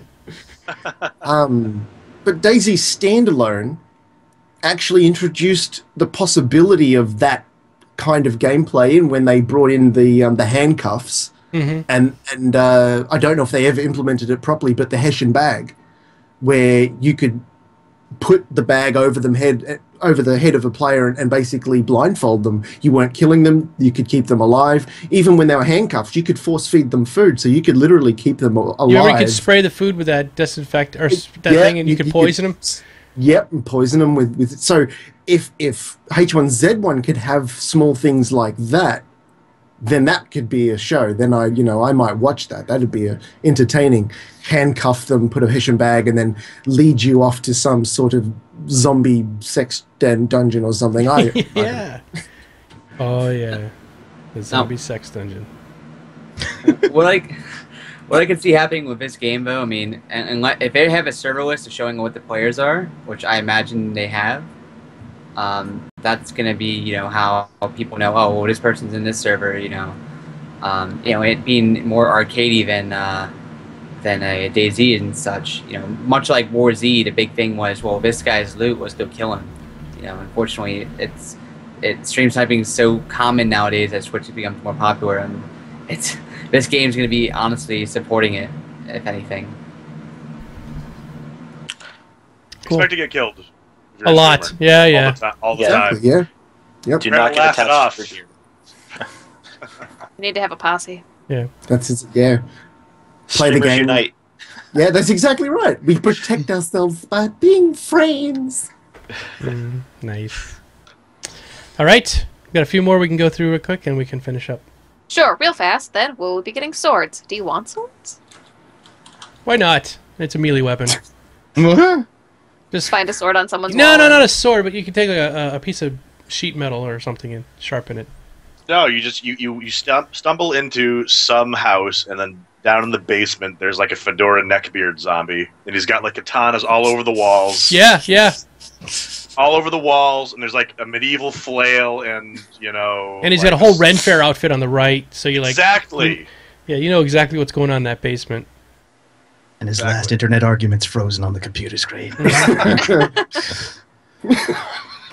He who could not be killed. Yeah. Excuse me. Excuse me, but I rolled a d20. That was critical hit. I think that my barricading method for my door is better than yours. I'm sorry. Plywood. Now he's a zombie. Okay, so Rockhart, where would you like the H1Z1 map to go in terms of American influence? There's a lot of questions about that because they've talked about before that it was going to be like an area of the United States, and then, but I haven't heard much about that since. It's I want to see Six Flags, an abandoned theme park. that would be cool. Wonderful. Actually, that reminds me of Left 4 Dead, but yeah, it would be kind of cool. Yeah. Or what was that other game? Well, go ahead. Sorry. I was just going to say the main thing that I've seen that has arisen from people asking about, where this takes place, and they say sort of middle of America, sort of nowhere America, middle of nowhere, wherever. The biggest thing was people are saying, "Oh, it's the U.S. Then guns should be everywhere." Right. I'm sorry, not all of us have guns everywhere. Well, I mean, it's How if do you open your beers? Yeah, right. That's true. Yeah.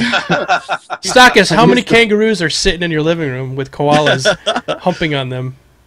I'm not allowed to disclose that information. And at this budgies that time. are outside. You probably have parakeets right outside your window, don't you? Actually, I do. See, I have fucking I have to stereotypes. I have to keep the windows closed because they're noisy.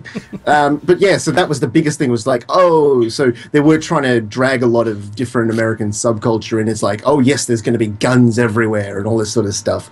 So they had to sort of put out that fire and say, yeah, no, weapons aren't going to be around everywhere. It's the only stereotype that's keeping us from being attacked by some small third world country, by the way. I hope you realize that. So we will keep perpetuating this myth that we all have at least 20 guns in our house.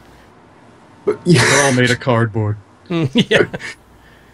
But I mean, I would like, if it's going to be anywhere America, I guess, I don't know. I'm not too sure what's sort of typically American in that area that would be an exciting thing. But something like an amusement park would be awesome, which may happen. They said eventually when the map starts expanding, it may expand to a part which has a larger kind of semi-metropolis feel to it. I don't know. I mean, That would be great. What's the sort of thing that I could expect if I was to travel through the middle of anywhere America? Because I don't know. Nothing. Largest ball of twine and a big, huge dinosaur that you can eat out of its belly. True facts. If I could pick a location, I would probably say Alaska. Nice. I mean, like, that'd be good.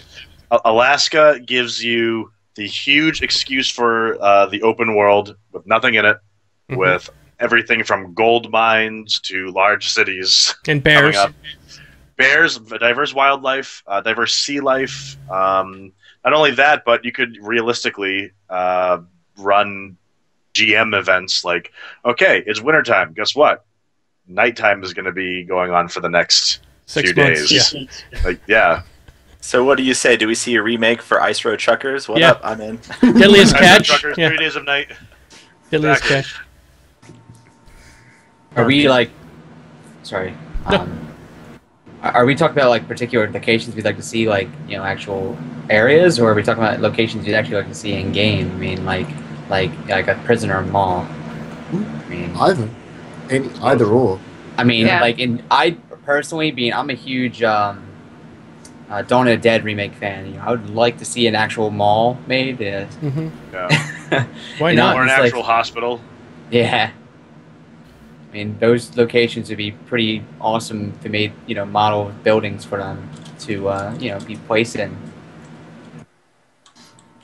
Well, I think Clegg did sneak peek a small shopping center where it was like a full-sized supermarket that they had in early art at the moment. You see, it wasn't completely finished, but it was probably 4 or 5 times larger than any other building that I'd seen that they'd placed in World at the time. So there's definitely going to be much larger, but you're talking like full-on sort of mall with roller shutters and the whole deal, which I would love to see. And even I think Clegg even said that was one of the things that he really wanted to make. Rockhart just said that. He said Clegg has expressed a huge interest in making a Dawn of the Dead style mall. Yeah.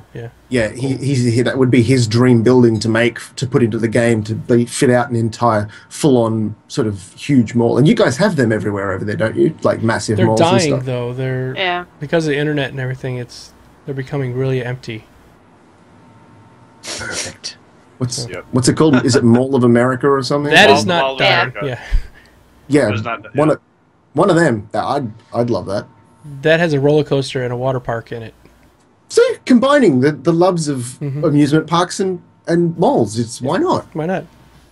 And then zombies. Yeah. I'd like to see things that give you feels about the real world. Mm-hmm. You know, like I want to see, I don't want every single glowing container to contain like a bundle of sticks, a knife, and maybe some like cans of sardines. I want like the music box with the wedding ring and like the note about Stop visiting sleeping around grandpa. with Charlie. Yeah. Things like that. I want things to make us kind of really feel like there once was a world before what it's like now. That's a Yeah, great that idea. was one of the things Great. that I wished for Daisy. I would like to have seen more art design. Well, they're kind of stubborn. They were like, the player creates their own story. But I was like, you could put some stuff in, like the school could have a locked room with a teacher skeleton and all the little kid skeletons, and she read to them, like starved to death. Or like books stuff all like over the that. It floor. would be like, oh my god, yeah. Yeah, absolutely. Yeah, they should be able to pull that off. The only thing that's kind of got me tripped out about the art, real quick, that we were just talking about it, is it's supposed to have been like a month or two, right? And all of the houses are completely filled with grass, and it looks like they've been abandoned for years. And I don't know, there's some kind of Yeah. disconnect there with the lore. But Yeah, because they were Yeah. going for a longer time span, and then they shortened it to an Yeah. indeterminate whatever. I Yeah, don't- it was going to be up to 20 years after, 15 to 20 years after the initial outbreak. Mhm. But even Clegg did say that, and I think what Scarlett has said, I think a lot of those art pieces or the buildings they'd created were created back when that was the idea. But Clegg, someone did ask in their stream whether or not they were going to see. They commented on the fact that all the buildings look run down, and were they going to see a variation in decay? And he did confirm there will be some built once it's ready to go. There'll be buildings that look like they were, just sold yesterday Oh, okay. with the sign out the front. And then there'll be various states of decay. He just said at the moment, that's all they've got, is because that was what was ready at the time. So hopefully they do enough of it that, you get the idea that there should be theoretically more, well kept to middle of the road houses than just, run down dumps like there are possibly at the moment. Cool. I mean, All if they were going before initially for like the early on, like Domo, you made up a really great point about the grass growing in the houses, but the original timeline was like not very long into the viral outbreak. Mm-hmm. I mean, what if there were like human NPCs, people that like looked like they could be players? Maybe they're just running from something, just to add that little bit of ambience. Yeah, why not? I'm huge on ambience. Like, I think that's one of the big things that's actually lacking in a lot of these games. Mm-hmm. Yep. All right. Well, go ahead. You want to say something else? Yeah, we're really demanding as gamers. Seriously, like, we want all this stuff, and we actually, I think it was brought up in one of the previous podcasts for H1Z1. We want to put all these things in, but versus production cost and the time that they have, I'd love to see all this stuff, but I don't know if it's really, if we're ever going to see that in a game. Like, I would love the ambiance to just be so great, so I can just engulf myself in that experience. But we find ourselves having to try to find other ways to do that, especially in DayZ. Yeah. So. Okay. Go ahead there, Skyla. Okay.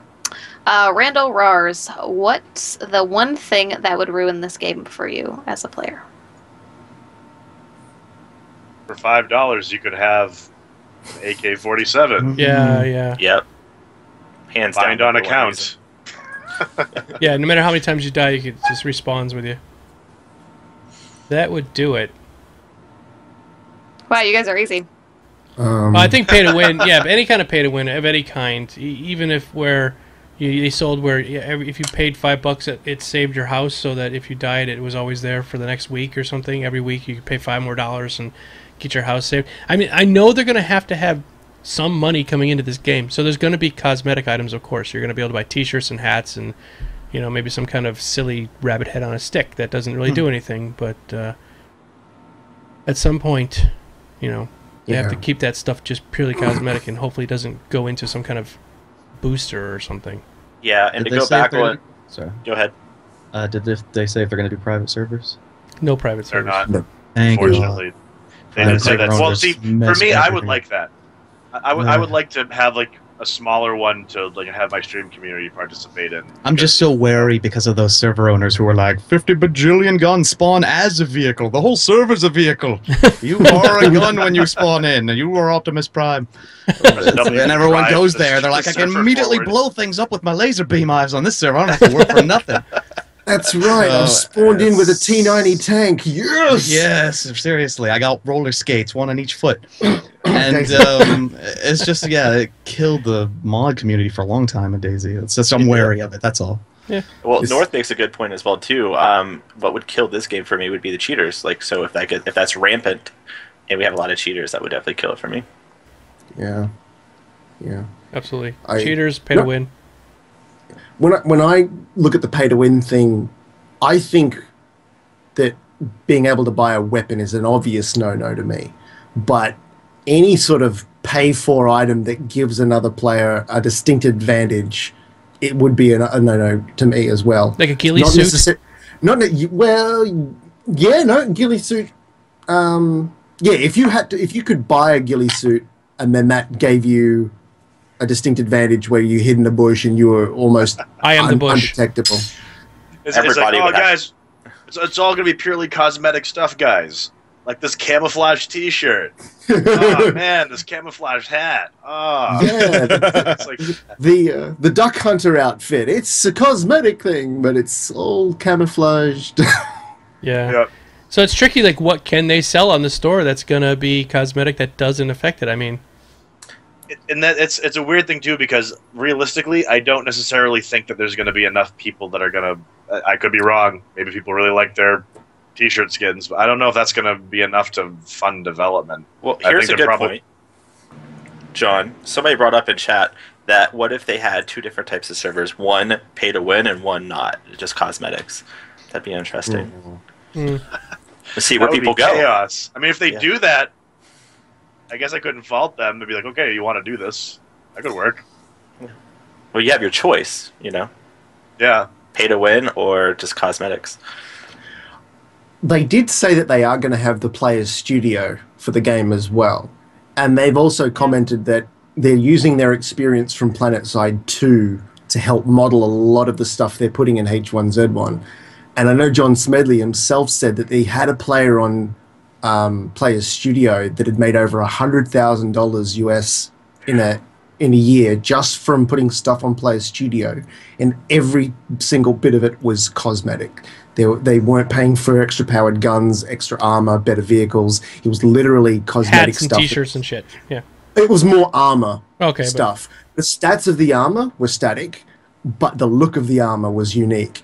And he was also making decals as well for your vehicles and stuff. The guy was making a killing. So I think if they had some form and Clegg did say that they are going to have decals.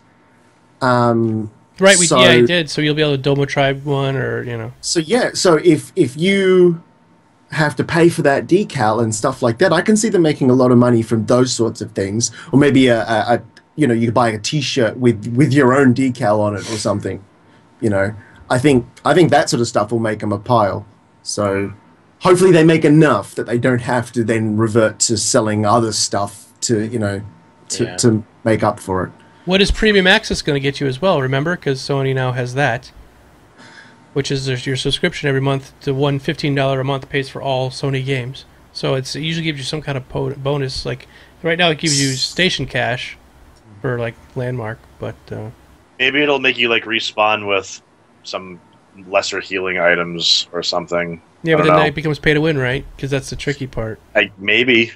I Yeah. mean, it's Hopefully, it's just station cash for cosmetic items. Yeah, that's probably yeah, that's probably what it'll be, or a bonus on that. I get one other thing I think that would really ruin the game too, and I think was this a problem with DayZ? I'm not really sure.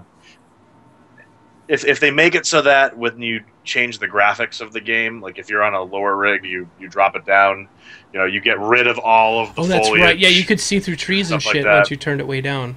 Right. So if they have a standard benchmark where it's just like no matter what, the bare minimum, everybody gets this amount of terrain to deal with, and the game is designed around that benchmark, I think it'll be fine. But the moment you make it so that low, like, oh, I have a bad PC, so I'm going to get rid of all the brush, all the trees, all the everything, and so it's like this person who's hiding in a bush is just like standing in the middle of an open field, basically. You know?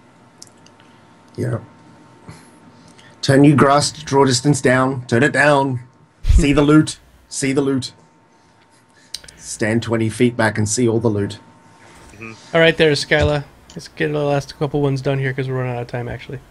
Okay. In the streams, they haven't shown anything like FEMA shelters or military areas, only camps. Is this missing, or is it because it's rural? Don't know. I think it's because it's a secret. We might be coming eventually. If you guys haven't done it yet, go to the H1Z1 Twitch channel and look at their past broadcasts and watch one by Double D. And it is a radio show that he did. Double D is a fictitious character, but watch it anyway. His name's It's called Double D's radio broadcast or something like that. Watch it and listen to it because it's really good, and it gives a lot of the background story and lore. He does go through and talk to some of the to the character. It's all role played out. So you get to hear people talking about being at a shelter, being at some kind of like camp hospital that they're helping the people that are getting sick. So, well, Clegg showed a sneak peek at a mine shaft, which is the last one. a previously discussed item that they hadn't shown anything. They had confirmed military bases, possible underground installations, scientific or military. What else did they say? There's going to be they said there are going to be a lot of points of interest in the game that they're not going to show you right now beforehand because it would kind of wreck the whole point of you getting in and discovering it for yourself, which is kind of the point of it. I mean, they showed stuff like the power station. Well, they've talked about the power station, but they've not ever shown any sort of artwork or any conception about what it's going to look like or how big of a role it's going to play in the game. They have said that you can possibly get it going again to get power back, but I think the whole point is they're giving us tidbits enough to get us interested, but there's a lot of content they're not purposefully showing us, because that would be like, who here has seen a movie trailer where they've seen the entire movie in right, yeah, all the minutes? funny jokes, like some really bad comedy, and they do all the funny jokes in the trailer, and you think, oh my god, this movie's gonna be awesome, and that was the funniest parts of the entire movie. All right. Resident Evil 6 game trailer comes to mind when you say that. Gave it all away. North, Yeah. biggest eye roll ever. Yeah. I mean, I'm a huge Resident Evil fan, and you know, I'm a huge Resident Evil fan too, man. It was so disappointing. You know, that's why, you know, Evil Within, that looks cool as hell. I'm so glad they're making that. But the last two Resident Evil games. All right. Go ahead. Do you think that the game is going to be hard to survive? Hopefully. Yeah, I think so. I think it's going to be very hard. Yeah, hopefully we just have a lot of elements to deal with. That's what I'm looking forward to, hopefully. I was playing, was it Unturned? Yeah, Unturned. I was playing Unturned today, and I died like 20 times just before I could even get some sort of semblance of what I was supposed to be doing, you know? It was tough. And I was like, holy crap, this game's really tough. So I liked it. And then when I finally did that, I felt like, oh god, I got a little stash started here, and I'm sticking all my stuff in a little hole, and this was my spot. I sort of felt like really kind of proud of myself, you know? Love that. Yeah.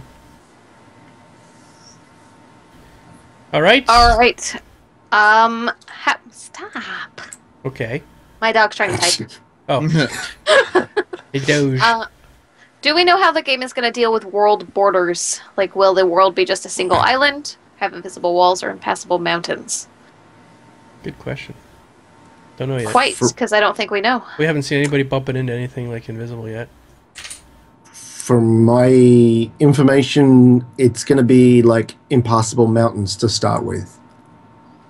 Like Makes sense. just mountain ranges that you can't go beyond. Day And one then- stream. Where's the border of this game? Yeah, just run to the edge. Just running all day, and that's all you do. But and then I think they said it that way because that way when they expand the map, it's easy to alter it. They can just then alter the terrain, sort of make a larger section of it, alter the section, whatever's part of the map, the corner that they want to expand on, and then they can just flatten it down and expand from that way. But I believe that's what Smedley said that it was going to be to start with, was just a sort of, because he said there's not going to be any beaches or anything like that to start with. Mm-hmm. It's just going to be a mountain range that you come up to that you can't go through or up or pass through, whatever. Okay. Next. Do you think that when they develop female characters, they will always look like men because we lack cosmetics in the apocalypse? Do I look like a dude without makeup on, like now? You look like Stockus. Oh, right. That's true. Oh, Yeah. Does Skylar look like me, or do I look like Skylar? Mm. I Not think quite sure. they're gonna look like female characters. I Yeah. mean, the game is really gritty already, so I don't really think that They it's should gonna be. They'll be dirty female characters. Dirty girls. Yeah, Wait a they're not minute, gonna wait a have minute. the cooker makeup. the Sony shop. That's how they're going to sell stuff. What is it? Female models Lipstick. can have makeup. Cosmetics. They'll sell makeup Yes. on the They'll Sony make store. a killing. Probably They'll will make make a a killing. Yeah. No, seriously. Hair dye, Yeah. stuff like that. Yeah. Yeah. Is Why it not? just me, or did chat completely die? It Like- died. Yep. No, Cat's died. Cat's It's dead. Like, I know people are still typing, but nothing's showing up, and it's just like broken, that's all. Oh, well, I'm Really? sorry if we're missing. I thought it was us. No, regular. I I've have. refreshed, it's still messed up. Yeah, I hit refresh and it's not going. I apologize to anybody if you're asking questions or something. Unfortunately, I don't know. we don't know. Bod's using a client. He can tell if Twitch chat drops, he should be able to see if they're still typing. If any more questions are coming in, he still should be able to grab them unless the entire thing has completely just died. Yeah, he hasn't put anything in 10 minutes. So. Real quick, along the question of the females, what was Smedley's deal with him tweeting that women will have a much better chance to survive in this game than men? Or female characters? Tweet that? Yeah. He said female characters will have a much better... Black Widows? We can barter for sexy time? I don't know. Bartering for sexy time would be great. But I don't know. There was a tweet he came out with, and somebody said, "Why did he say that women are better at surviving an apocalypse in our game than men?" Well, think about it. Like, think about World of Warcraft back in the day. Like, if somebody thought you were a female player, they would like give you gold and buy you items. Shower you in purples all the time. Yeah. Like, oh my god. They've been to Black Friday sales a lot. Here's this AK, and then you shoot him in the face. Right. Stick up your hands. Neck. It's like, I've got this gun, but I've got that ammunition. It's like, it's really hard to shoot the bears and stuff. Oh, here, baby. Yeah, baby, have all my 9 mils. Heavy side. Especially because there's going to be voice chat in this game, and it's going to be voice chat. Well, A1 voice morpher. Yeah, exactly. You want to get that thing to change your voice so you sound like a girl. Cybersex and Agency One. No, it's just that. What's it called? Where it's like a I want to call it like proximity. Proximity, yeah, proximity voice chat. So somebody who's 5 feet away from you is louder than somebody who's 20 feet away from you talking. And you'll be able to tell where they're coming from, left, right, or whatever. It's three-dimensional sound. And so you hear girls talking, be like, "Oh my God, it's an actual girl." And people will be shouting. I know all gamers aren't neckbeards who have never seen females before. Really? See, that's when I get my sister in. And she speaks for you? Come play this game with me. Oh, quick, can you just tell this guy to give me some... But I'm not going to... I'm not... Even if I played a female character, I'm going to walk up behind... Hey, baby. Give me all your chicken legs. Yeah. Chicken legs. No, don't turn around. That's the way it is. You smell pretty. I'm in. Yeah, exactly. There will be traps in this game. Wrong traps. Chat's back. Chat is back. Thank God. There it comes. Oh my God. Hey. There's chat. Chat's alive. Somebody said pay $14.99 to make her boobs bigger. Well, that would be a cosmetic change that I would agree with. Yeah, boob job. Get the California treatment. Well, I could definitely see them doing maybe not boob jobs, but they could do different hairstyles and stuff like that. They've got to figure out some way to fund this game because as much as we love it that it's free to play, it has to make some kind of money. So, otherwise it'll end up like other games that became free to play that we. Well, let's face it. Early access is what's going to sell this game. They're going to make a lot of money just for like $20. Oh yeah, I'm going to be giving a shitload of it away as well. So. Yep. They didn't pick Twitch, as a accident. No. I mean, they're picking people like Co to go out there because it's going to sell copies. It's plain and simple. Lots of copies. But that won't fund the game forever. They'll get a spike, No. but then it's going to die back down. Which is why they got to finish the game Right. before it gets to that point. Exactly, because then people pay the $20, like, this game sucks, fuck it, and leave. Never come back. But hopefully it'll have longevity. Okay. How many more we got? Trendane wants to know, will there be a zombie wet t-shirt contest? Hopefully. Which is so weird because this is coming from a gay man. So I don't... Wet white pants contest? Yeah, maybe a wet crotch contest, maybe, Trendane? Maybe if I can raid a party supply store and get a bunch of balloons and then fill them with biodiesel, throw them on a zombie and marvel for a few seconds before I light them on fire. Yes. Excellent. They died in a free gasoline pipe accident. All right, Abe. Last one there, Sky. Let's read this one. We got to close up shop. Could you guys on Twitch, talk to SOE, and get them to let you guys give out decals to subs like an in-game clan? We did. We talked about that, and that was the thing. We did. I talked with Jimmy Weisenhunt and Clegman both times. I said, we need something to give away as streamers. We want something as a stream gift, because when you play Landmark, they give you the lunar anklets and shit you can't get in the game. Yep. You can only get them from streamers. And I said, you need to do that for us so that we have something to give away that people can have as a thing. And he said, we could do decals all day long. So that may be something that we can give away. Yeah, not physical, not like not like items like the rabbit head on a stick, not that sort of thing, but definitely decals. Definitely decals. He said because that's no skin off their back. It's just easy to put right in the game. All right, so let's wrap this up. Okay, real quick, everybody, I'm going to finish up the raffle, and while we're just going to close the raffle up, and then everybody will go around the room and we'll tell everyone where they can find us, and we'll wrap this thing up. Let's get out of here. All right, here we go. Good luck, everybody. May the odds be ever in your favor. We're giving away a copy of The Forest. Good luck. Gravity! Gravity! Congratulations, Yay. Gravity. Gravity, claim it if you're here. Say something, or I will kick it to the next guy. Reminds me of a John Mayer song. Claim wet zombie boobs. To All right. Mr. Bikeman, let's go around and tell everybody where people can find us, where they can subscribe to you, and where your social networking links and shit like that are. Yeah, I was Bikeman on Twitch TV. That should be good enough. All right. Nowhere else? Oh, well, there's other places, but you know what else. Okay. You're so modest. Joke. Yeah. All right, Agent North, go ahead. Alrighty, I mean, you guys can find me on Twitter at AgentNorthTV or on Twitch at Agent_North. Awesome. Miss Skylatron. I am Skylatron everywhere, Twitch and Twitter and plenty of other places. What are you at 10 Ton Hammer? I'm actually Skylatron on 10 Ton Hammer, Oh. and you can find 10 Ton Hammer stuff. Our Twitch is 10 Ton Hammer Network. Awesome. And I stream there, as well as my personal channel. She does. And Everywhere. Mr. Tangent. On Twitch, Tangent Gaming. On Twitter, Team Tangent. And on YouTube, Tangent Games. Didn't plan that one out so well. Yeah, it's okay. We can change your name now. It's fine. Mousy. Mr. Hazardous Mouse. Yeah, so you could find me on Twitch, Hazardous Mouse, also on Twitter, Hazardous Mouse as well. YouTube is Hazardous Mouse Twitch. But if you enjoy DayZ, you enjoy survival type games, I've been playing a lot of Overpoch lately, so we run missions with viewers in game. We also have party bus times, which is fun, or motorcycle gangs, so feel free to check out my stream. Awesome. Mr. Stuckus. Yes, I am Sergeant Stackers everywhere. I am in your cupboard. I am under your bed.